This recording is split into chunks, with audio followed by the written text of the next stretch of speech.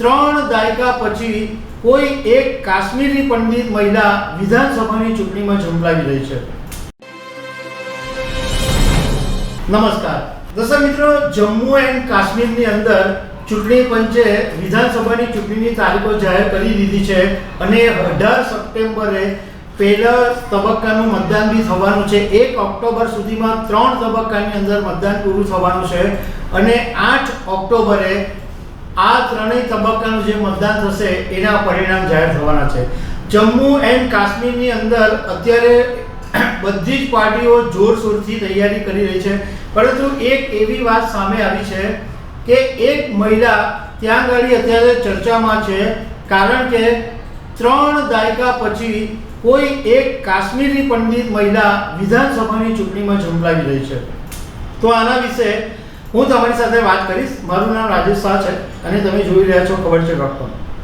દર્શક મિત્રો, જમ્મુ એન્ડ કાશ્મીરની ચૂંટણી 10 વર્ષ પછી થઈ રહી છે, એટલે જમ્મુ એન્ડ કાશ્મીરમાં અત્યારે ચૂંટણી ઇન્ટરેસ્ટિંગ પણ બની રહી છે અને લોકોની અંદર પણ ઉત્સાહ જોવા મળી રહ્યો છે। જમ્મુ એન્ડ કાશ્મીરની અંદર પહેલીવાર 3 દશક પછી કાશ્મીરી પંડિત મહિલા વિધાનસભાની ચૂંટણી લડવા જઈ રહ્યા છે અને આ મહિલાને ટિકિટ આપી છે રિપબ્લિકન પાર્ટી ઓફ ઇન્ડિયા, જે આઠવલેની પાર્ટી છે અને આ પાર્ટીએ ડેઝી રૈના નામની એક મહિલાને રાજપોરા વિધાનસભાથી ટિકિટ આપેલી છે।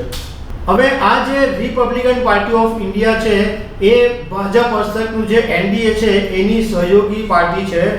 આ ડેઝી રૈના છે એ પહેલાં દિલ્હીમાં એક પ્રાઇવેટ કંપનીની અંદર જોબ કરતા હતા અને તેઓ પુલવામાના ફિસર ગામમાં સરપંચ પણ રહી ચૂક્યા છે। પુલવામા, તમને ખ્યાલ હશે કે જમ્મુ કાશ્મીરનો એ વિસ્તાર છે કે જ્યાં લગભગ 2019ની અંદર 40 જે આપણા આર્મીઓ છે એમની એક જ્યારે જઈ રહ્યા હતા ત્યારે એમની પર બોમ્બ ઝીકાયો હતો અને એમની હત્યા થઈ હતી। ડેઝીએ જ્યારે મીડિયાએ પૂછ્યું કે તમે કેમ આ વખતે વિધાનસભાની ચૂંટણીમાં ઝંપલાવ્યું, તો એમણે એમ કીધું કે હું ઘણા સમયથી પુલવામા અને ઘણા વિસ્તારોની અંદર કામ કરી રહી છું અને યુવાનોને મળી રહ્યું છું, તો યુવાનોએ મને કીધું કે તમારે ચૂંટણી લડવી જોઈએ, એટલે યુવાનોને કારણે હું ચૂંટણી લડવા માટે તૈયાર થઈ છું। અને અહીંયા આગળ 1990માં જે યુવાનો જે જન્મેલા છે એમણે અત્યાર સુધી માત્ર ગોળીઓ જ જોઈ છે।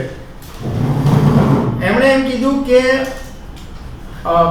કાશ્મીરની અંદર ઘણા બધા વિસ્તારોની અંદર કાશ્મીરી પંડિતો રહેતા નથી, પરંતુ અત્યારે મને કોઈ પણ જાતની મુશ્કેલી કે કોઈ પણ જાતની તકલીફ પડતી નથી। હું આજની તારીખે પણ કોઈ પણ જાતની સુરક્ષા વગર પુલવામામાં આરામથી ફરી શકું છું અને લોકોને હું મળી શકું છું। હવે 18 સપ્ટેમ્બરે પહેલું મતદાન થવાનું છે અને આ વખતે ભાજપ, કોંગ્રેસ, નેશનલ કોન્ફરન્સ આ બધી પાર્ટીઓ અત્યારે જોરશોરથી તૈયારી કરી રહી છે। તો દર્શક મિત્રો, આવી અનેક વાતો સાથે અમે તમને મળતા રહીશું। Thank you very much.